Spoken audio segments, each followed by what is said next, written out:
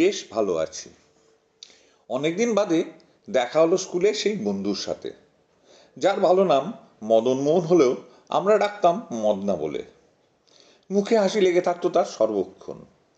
পড়া বলতে না পারলে স্যার বেঞ্চের উপর দাঁড় করিয়ে দিলেও তার মুখের হাসিটা অমলিন থাকতো।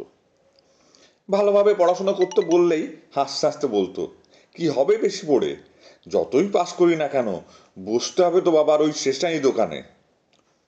উচ্চ মাধ্যমিকের রেজাল্টের দিনই তার সঙ্গে শেষ দেখা। তারপর আজ আবার দেখা প্রায় 50 বছর পর। ভালো করে তাকিয়ে দেখলাম চুলগুলো একদম সাদা, বয়সের ভারে একটু ঝুঁকে, পরনে খুবই সাধারণ জামা প্যান্ট, পায়ে ক্ষয়ে যাওয়া হাওয়াই চটি, মুখে কিন্তু সেই এক অমলিন হাসি। জিজ্ঞেস করলাম, কিরে চিনতে পারছিস, কেমন আছিস? হেসে উত্তর দিল, চিনব না তোকে? আর আমি দিব্যি আছি রে। তোদের দোকানটা কেমন চলছে জিজ্ঞাসা করলাম। হেসে বলে উঠল, আরে সে তো পাড়ার লোকেদের ধার দিতে দিতে কবেই উঠে গেছে। বললাম, তাহলে তোদের চলছে কিভাবে?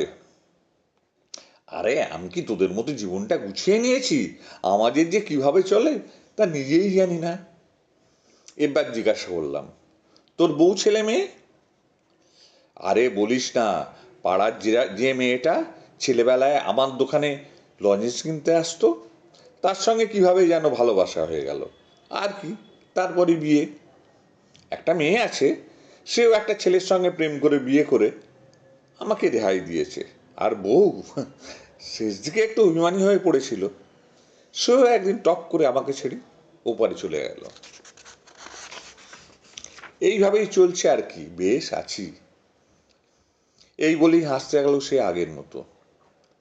অবাক হয়ে তার মুখের দিকে তাকিয়ে মনে হতে লাগলো, সত্যি এই মদনারাই বোধহয় ভালো আছে। এরাই ছক বাঁধা গায়কের মতো বলে উঠতে পারে, এই বেশ ভালো আছে।